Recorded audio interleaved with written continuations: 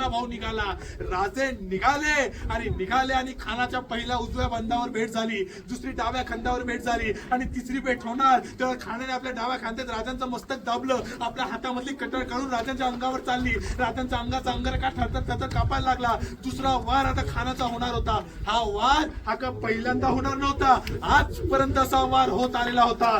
इंद्रप्रस्थला पृथ्वीराज चौहानावर, त्या चित्तोडला रतन रावल सिंहावर, कितीतरी मंदिर शिखरांवर, कितीतरी मूर्त्यांवर हा वार आता अफजल खान शिवाजी राजांवर करण्यासाठी झालेला होता. तो वार आता होणार तेवढ्यात कडकडला स्तंभ कडकडला, झालं नरसिंह प्रकट झाला.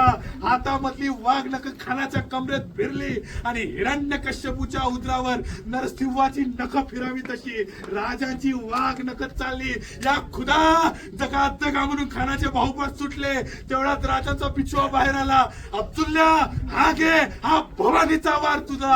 आणि खानाच्या पोटात तो गेला. आतड्या सकट बाहेर पडायला लागला. खानाने ओरडाओरडा केला, खतम करो सिवा को, उसने मेरा कत्ल किया है. खानाने वकिलाच्या हाती तलवार घेतली, राजांवर चालवली. राजांनी त्याला खाली पाडलं. खान पडला, आपल्या हाताला कसा तरी घेऊन बाहेर पडायला लागला.